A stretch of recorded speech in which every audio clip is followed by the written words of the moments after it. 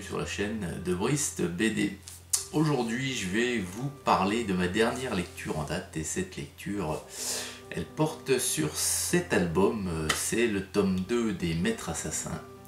Alors c'est de Sylvain Cordurier et de Porcaro, c'est aux éditions Soleil et c'est donc un tome qui est sorti de mémoire le 23 juin dernier.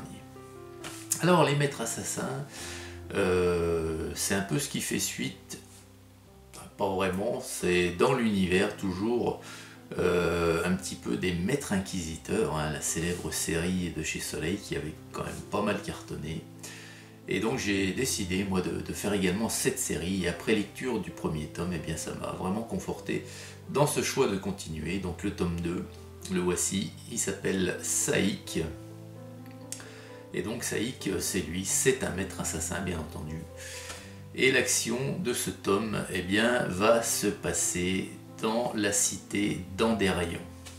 Alors c'est une aventure qui va être en grande partie, en très grande partie relatée, dessinée et racontée au sein de la cité. Donc beaucoup de dessins urbains, avec donc des bâtiments, de superbes bâtiments de fantaisie médiévale, hein.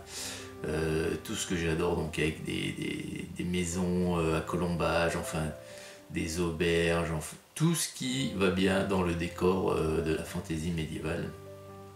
Et c'est vraiment à 95%, ça se passe intramuros de la ville d'Andérion. Alors, l'histoire débute lorsque la guilde des maîtres assassins ici va se tourner sur la cité d'Andérion. Pourquoi? Parce que cette cité, eh bien, elle abrite de multiples petites castes criminelles qui veulent prendre le contrôle de la cité. Et les maîtres assassins ne sont pas présents dans cette ville. Et eh ben, ils vont essayer de s'accaparer la cité afin de contrôler ses richesses, de se faire un petit bénéfice sur tout ce qui se passe, toutes les transactions au sein de la ville. Et donc ben, ils vont installer un petit comptoir avec quelques maîtres assassins qui vont être chargés de faire le ménage face auprès des autres guildes. Tout simplement en tuant les autres assassins qui sévissent dans cette cité. Saïk, il fait partie de ce petit groupe de maîtres assassins qui va être envoyé là-bas. Alors je m'étais toujours posé la question de savoir si un jour, étant donné que dans les maîtres inquisiteurs on parle des fois des maîtres assassins et je m'étais tout le temps demandé est-ce qu'un jour on aura le bonheur de voir intervenir un maître inquisiteur dans une aventure des maîtres assassins. Et bien grâce à ce tome, mon souhait est exaucé. Effectivement dans ce tome, dans cet album, dans cette aventure, on a la présence d'un maître inquisiteur.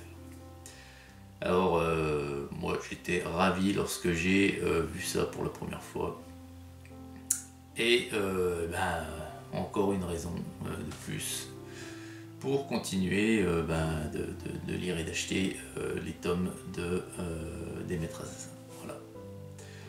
Alors franchement c'est un super bouquin, très beau dessin, Sylvain Cordurier, on le connaît, Porcaro.